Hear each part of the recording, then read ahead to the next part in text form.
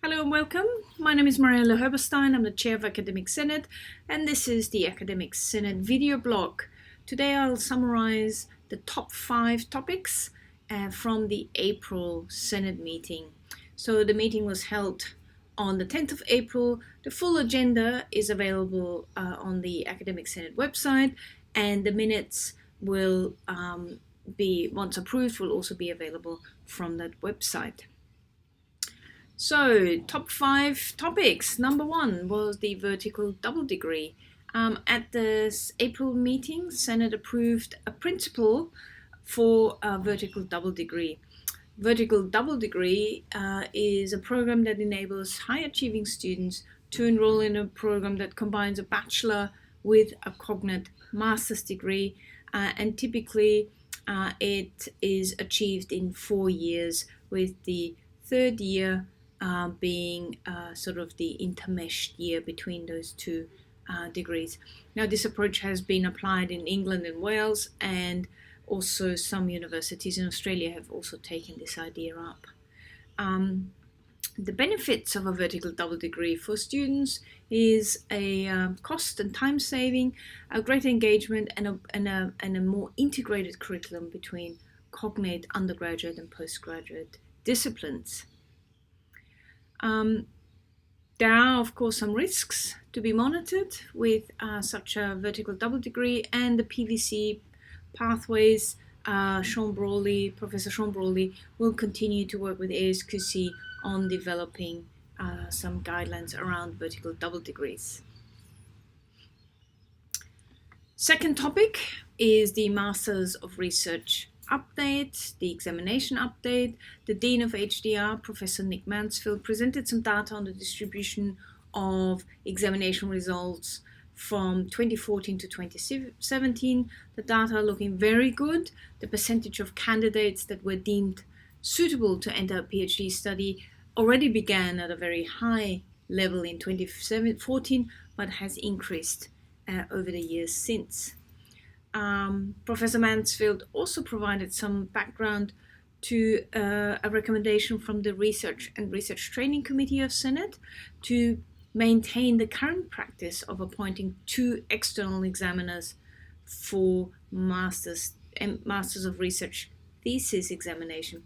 And the use of 2 external examiners, we hope, broadens the pool of relevant expertise.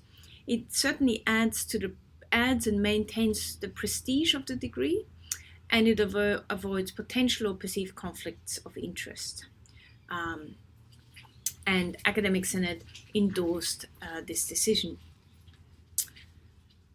Number 3 was the fitness to practice procedure. It was a paper that was brought for discussion to Senate by Dr. Brad Winden, and the fitness to practice procedure provides a consistent approach to managing the progression of students who must meet certain standards of fitness for specific external accreditation requirements, or to ensure their own safety and the safety of others. The aim of the procedure is to formalize already existing processes, provide a strong framework that assures transparency and procedural fairness. And that, of course, includes early identification, notification of candidates, intervention, and support and training for the candidates. There has already been significant consultation on this paper, but the paper is appended below if you would like to provide further information. The paper will come back to Senate for approval at the May meeting. Topic number 4 is the assessment, unit guide, and grade appeal policy reviews. The chair of Senate Learning and Teaching Committee, Dr. Mitch Purcell, presented a joint update of these current policies, and the recommendation is to rescind the unit guide and the grade appeals policy and make them schedules under the assessment policy.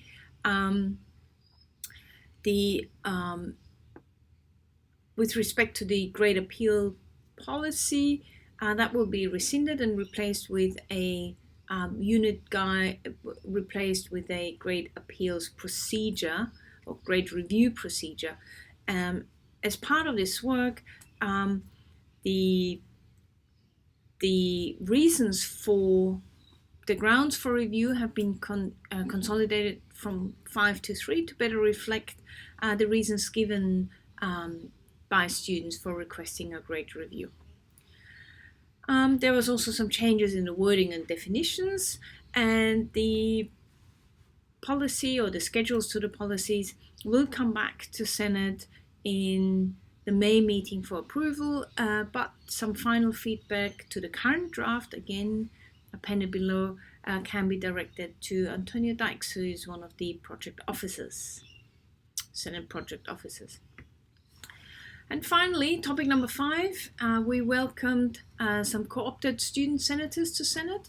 We currently have some short-term vacancies between now and the next student elections, which will be held in May, and the new student senators will join Senate for the July meeting.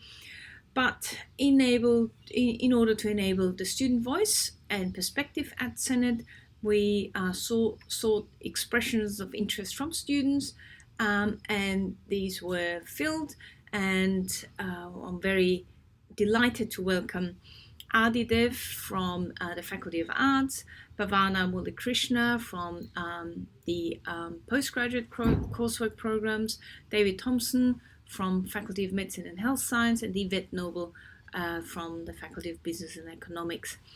These co-opted student members will be at the Senate meetings in April and May and participate in Senate discussions.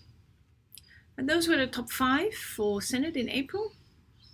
The next Senate meeting will be on May 29th.